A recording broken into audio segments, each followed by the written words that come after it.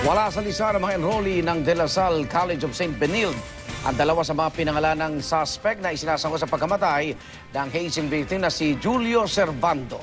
Pero may isang miyembro ng Tau Gamma Phi Fraternity na isinuko na sa pulisya at handa raw tumestigo. Eksklusibo namang nakakuha ang GMA News ng recording ng tawag sa Patrol 117 ng mga kasama ni Servando noong gabing ma-hazing siya. Pero ang pagtawag, isinagawa ilang minuto na ang lumipas pagkatapos siyang dalhin sa condo unit ng Kapwa Neo 5. Saksi si June Veneracion. 117 Officer Emergency. Hello? Apo. Yes, hello. Yes, sir. We need an ambulance right now. 2907, 29th floor.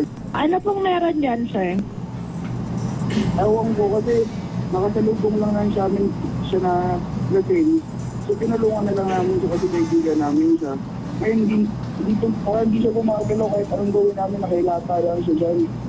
Recording ito ng unang tawag sa Patrol 117 nung Sabado, June 28. Kaugnay sa pagkamatay ni Julio Servando, na sa tawag ay sinabing nasa lubong lang umano ng mga kaibigan habang lasing. Maya-maya pa, bahagyang nag-iba ang kwento. Yung friends ko namin dito, kaya na lang bumagsak. Nakasama namin si kanina sa inuman, tapos nakita ulit namin siya, hindi siya nakalakad. So dinala ko siya dito sa condo ko. Ngayon parang kahit anong gawin namin, hindi siya gumising, sinampal na namin. Binuhusan namin ng tubig. Ayaw niya gumising. Masakit because nakikita mo yung anak mo na hinihila by his feet. And nakikita mo yung last few moments niya when he was still alive. He attempted to stand up. Pero hindi niya kaya bumagsak siya ulit. Ayon sa Patrol 117, alas 16 na raw nangyari ang tawag.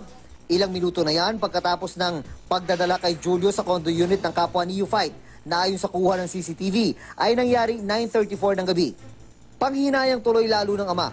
Posibleng buhay pa ang anak kung sa ospital agad dinala imbis sa kondo. Huli rin daw ang tawag sa Patrol 117. Mahalaga pa naman ang oras dahil kasunod ng labis sa pagkabugbog, nagre-release ng mga toxin o lasong myoglobin ng katawan. Naiipon yung mga toxin sa katawan, hindi na nasi-filter ng kidney. Nagkakaroon ng, after the kidney injury, magkakaroon ng kidney failure. Sa pagpapatuloy naman ng investigasyon, sinabi ng Manila Police na ang dalawang humila kay Julio ay sina Trex Garcia at Hans Tamaring. Yan din ang mga pangalang naitala sa logbook ng kondong One Arches Place nang dalhin doon si Julio at kabilang sa mga listahan ng 11 suspect na mula umano sa Tau Gamma Phi Fraternity. Pero nang i-check ang kanilang pangalan sa De La Salle College of St. Benilde, wala sila sa listahan ng enrollees. We have to gather the true identity ng mga taong nakalag dun sa kondo at yung iba pang pangalan na nakuha natin. Are they considered suspects, sir?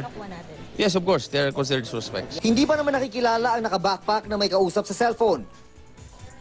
Habang naka-shorts na iika-ika ang lakad ay si John Paul Raval, kapwa ni U-Fight ni Julio na may-ari ng condo unit kung saan siya dinatnang patay.